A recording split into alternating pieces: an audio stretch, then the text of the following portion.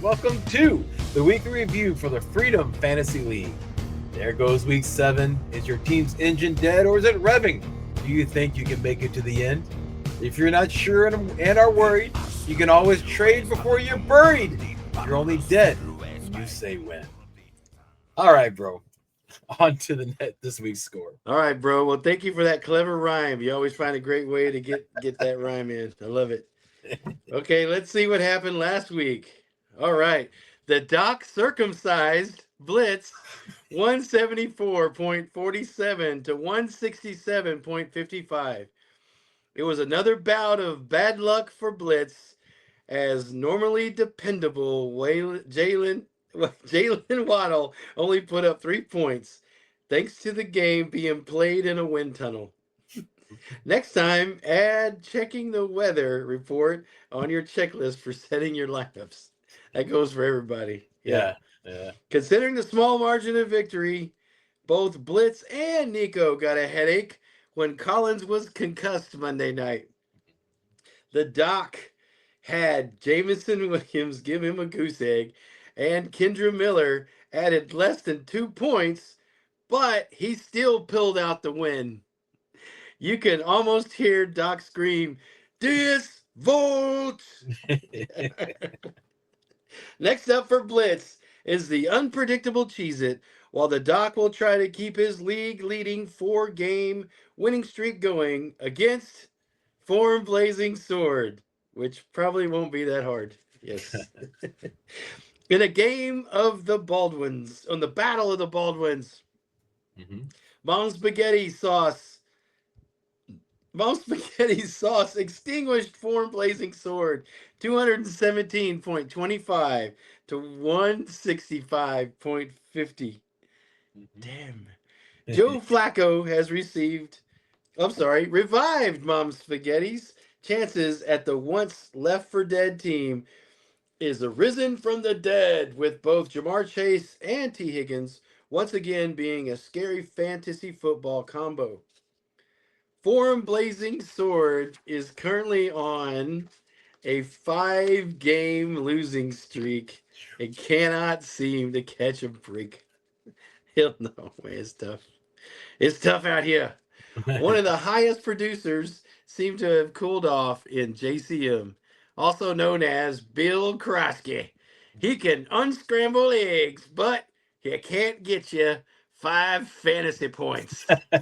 So forget it. Mom Spaghetti's next match is against her husband, Oh My Gato, who's weakened by week 8 Bipocalypse. And she remains strong as the angel of buys has passed over her home. How pleasant. All right. Next, Shake and Bake Cook Cheez-It. 188.15 to 177.80. But you may already know that because he always lets the world know by posting it in the chat every time he wins. So that may be some old news. Yeah. Cheez-It suffered from the surprising fall of Saquon Barkley and Roman Doomsday, both looking like league winners a month ago, now only looking like league wieners. Waka, waka, waka. Yeah. Shake and Bake benefited heavily from the Cleveland defense playing against the hapless Dolphins in a typhoon and fantastic fantasy pickup but deplorable human being Quinshawn Judkins, each of them scoring exactly 38.90 points. That's a great amount for 2 players to score, much less the same number. That's pretty amazing. Exactly. I bet that will never happen again. Yeah. Maybe in more than one way. Yeah. We already know that Cheez-It is facing Blitz next week, while Shake and Bake will attempt to keep his win streak alive against the now reloaded Snake Eyes. Well, that's it for the recap. This will lead us to the match of the week. All right. Yeah, this match was absolutely incredible, and neither team can walk away ashamed as both teams earned the highest score of the week, and with one team scoring just a little bit more. When Blue Hair, White Dragon, and Oh My Gato lined up against each other, it was obvious there was going to be drama, with the projections not leaning one way or the other. Yeah, however, the Lord put on a spectacular display for those that watched this match. The Pittsburgh defense got BHWD started off right on Thursday as they scored well above their projected amount.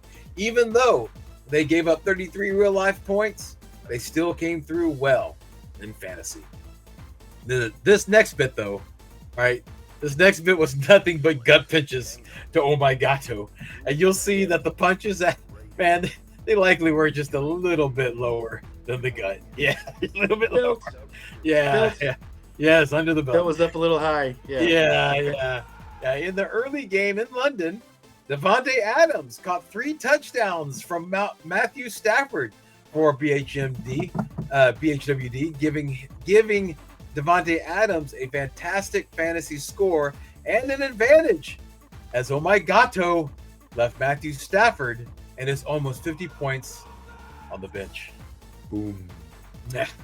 The hits just kept coming as Jalen Hurts scored 55.80 points for BHWD, as Oh My Gato left Hurts' favorite target, A.J. Brown, on his bench. Yeah. But with Cam Scadaboo and Kyron Williams scoring under their projected score, Oh My Gato still had a chance. In that historic Broncos-Giant game, Oh My Gato's quarterback, Bo Nix, entered the fourth quarter with single digits in fantasy and exited with an amazing 61.25 points, being the first quarterback in the history of the NFL to throw 2 touchdowns and run in 2 touchdowns in the fourth quarter. Wow. Yeah. Amazing. Yeah, it was amazing to watch. Yeah. Ashton Jeanty was a flop again, making anyone that criticized Opera's Orchestra for trading him away look absolutely foolish, and Rico Dowdle fell back to earth as the either extremely weak or extremely stupid head coach for the Carolina Panthers chose to keep playing the ineffective Chuba Hubbard over the overly effective Dowdle due to politics and money. However, there was a ray of hope. Out of nowhere, normally mid, Keenan Allen exploded with a season-high 32.40 points. Then Rashee Rice paid off Oh My Gato's patience by scoring 25.20 points. Welcome back. Yeah, the New England Patriots doubling their projections and Bijan doing Bijan things. And when the Sunday match was over, Oh My Gato was up 189.55 to 171.80. with only 2 players left on each side for the Monday night games. With a 77% chance of winning, it looked like this match was all but over, especially when you consider that the 4 players in question were Jackson Smith-Njigba and Jake Bates for Oh My Gato, and Jahmyr Gibbs and Ka'imi Fairbairn for Blue Hair, White Dragon. As the first game of the Monday night doubleheader commenced, it was looking pretty good for Oh My Gato, even though the awful realization that the Detroit Lions will always go for it on 4th down as opposed to kicking it, severely limiting Jake Bates' scoring opportunities. Jahmyr Gibbs wasn't doing much, so everything still seemed status quo. Even when Jake Bates missed a 54-yard kick, everything still seemed right on track for Oh My Gato. The halftime whistle blew, and Oh My Gato was still ahead. No worries, right? Wrong. Yeah, fantasy football is rarely that easy, and as the second half started, disaster struck for Oh My Gato as Jahmyr Gibbs broke away for an incredible 78-yard touchdown, which shot BHWD into the lead and turned the projections on their head. The Tampa Bay defense were more concerned with the pass as Gibbs got long run after long run, even scoring another touchdown from 5 yards out, and ended his night with an incredible 55.80 points. Jake Bates did get another shot at a field goal and ended up barely doinking in a career-long 58-yarder, but that wasn't enough to make a dent into BHWD's sizable lead. All hope for Oh My Gato rested on the shoulders of Jackson Smith and Jigba. The second game of the Monday night doubleheader went. JSN was amazing, pouring in 29.30 points, but Fairburn also kicked in 12.10 points of his own, ensuring the win for BHWD. As the clock struck midnight on Monday night going into Tuesday morning, the final score was set. Blue Hair White Dragon torched Omegato 239.70 to 229.75. Yeah, the less than 10, or actually a little more than 10 point difference being the smallest of the whole week. And if you're wondering, the biggest decision for Omegato that I had to make on his roster going into the week was either to start Rico Dottle, who was on fire, or AJ Brown, who was turning to dust. Well, you know who I started, and yes, if I would have started AJ Brown over Rico Dowdle, I would have won the match. Yeah. So that ends the match. That was a tell of victory for one and a tell of woe for the other. Next up for Blue Hair White Dragon, she'll look to keep her 3-game win streak alive as Mater takes on Phileas when she faces Opera's Orchestra. Omegato will trot out his team of hope since it is being slaughtered by the bye week by Apocalypse as he takes on the impervious Mom Spaghetti in the Battle of Longwood. Longwood. Yeah, which is the name of our street which we live on. Which makes sense now. Yeah, makes sense now. All right. All right, bro. On to the blowout of the week. Yeah. All right. This week, Opera's Orchestra gets the blowout of the week as his lullaby Close the Eyes of the Snake. 214.20 to 140.75. Opera's Orchestra had an amazing week as Daniel Jones scored well over his projected points, and the real wide receiver one for the Eagles, Devonta Smith, had a career game scoring 50.80 fantasy points. That's a lot. Add Christian McCaffrey, aka Captain America, pouring in 51.10 points because 50 wasn't enough. Got to put the extra 1.10 in there. And that's a fantastic week in fantasy. Dang, that's two players making over 100 points. Yeah. There's an old adage that it's better to be lucky than good.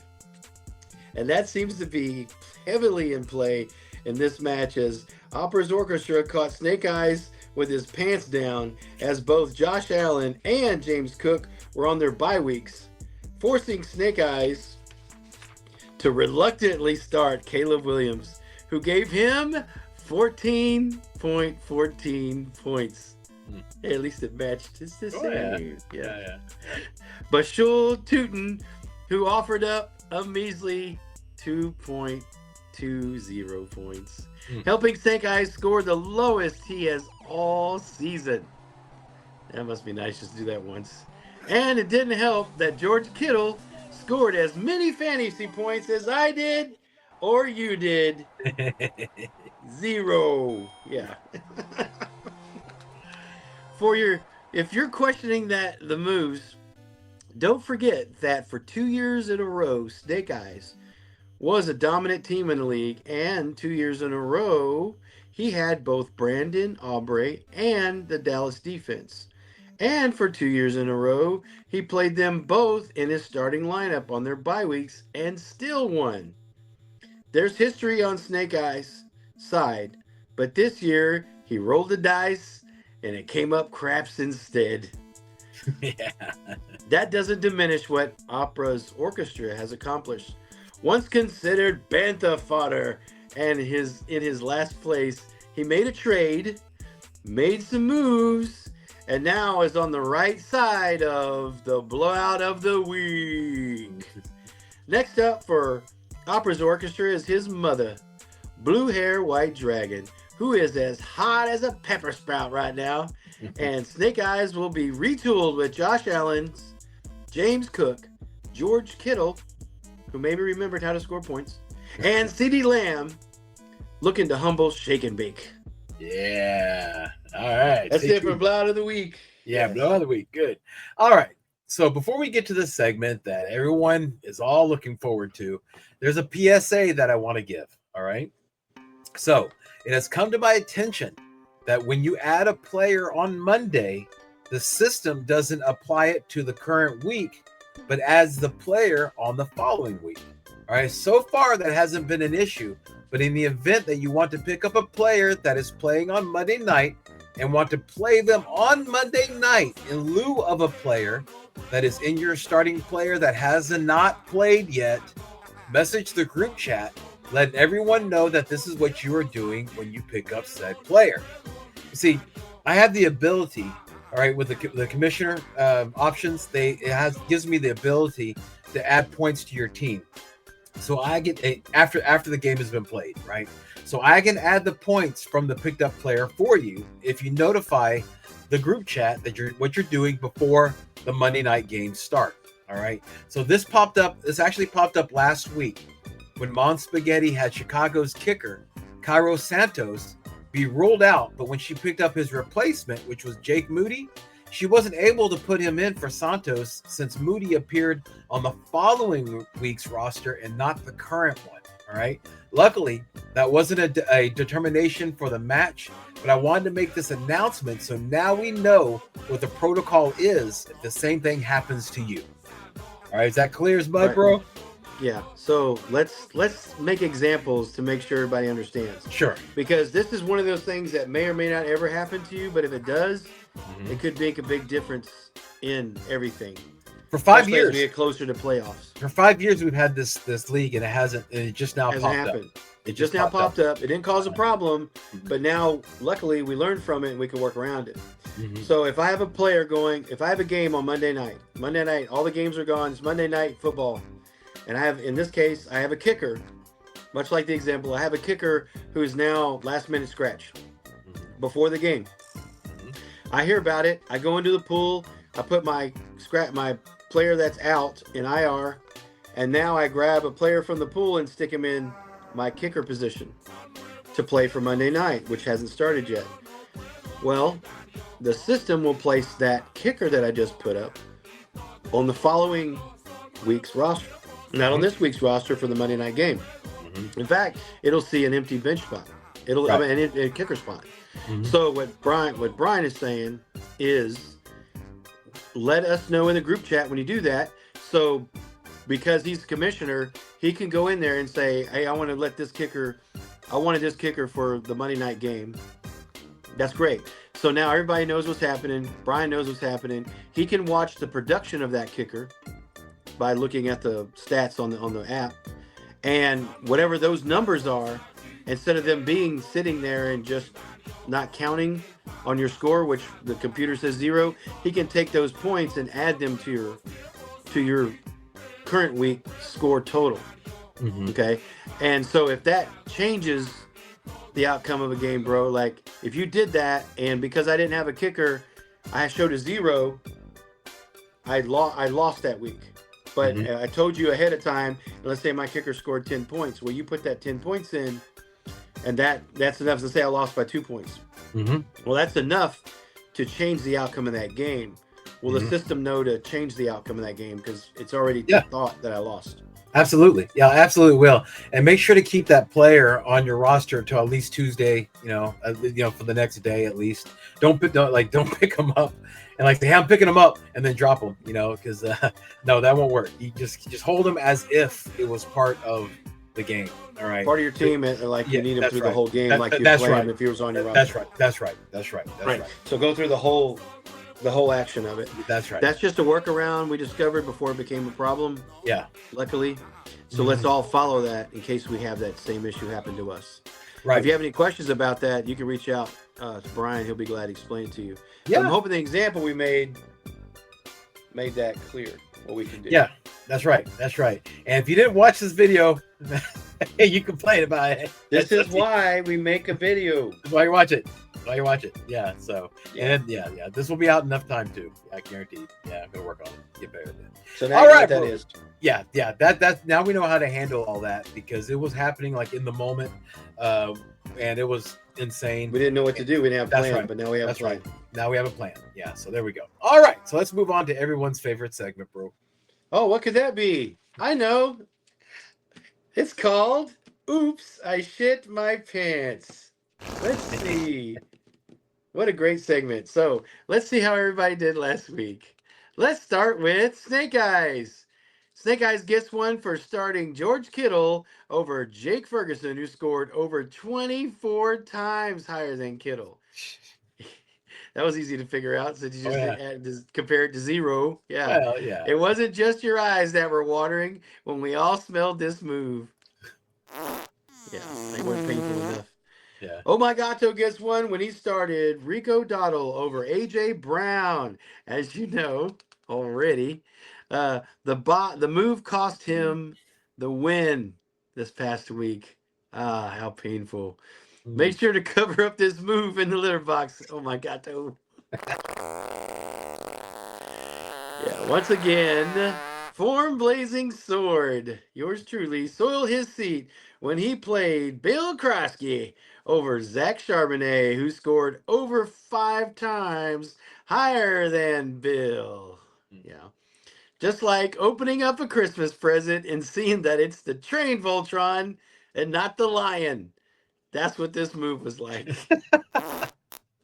Childhood trauma. Yeah. Ooh, yeah. Straight up. Yeah. Mom Spaghetti gets one when she started Kendrick Bourne over Stephon Diggs, who scored over 5 times higher than Bourne. Knees weak, pants heavy. There's shit in her pants. It's Mom's Spaghetti. Opera's Orchestra was all about that bass when he played Daniel Jones over Jackson Dart, leaving Dart 64.75 points, heavy on the bench. Here comes the rumble from down under. Cheez-It gets one when she started Rome Doomsday over Chris Olave, who scored 26 points higher than Doomsday. Uh-oh, seemed like someone cut the cheese.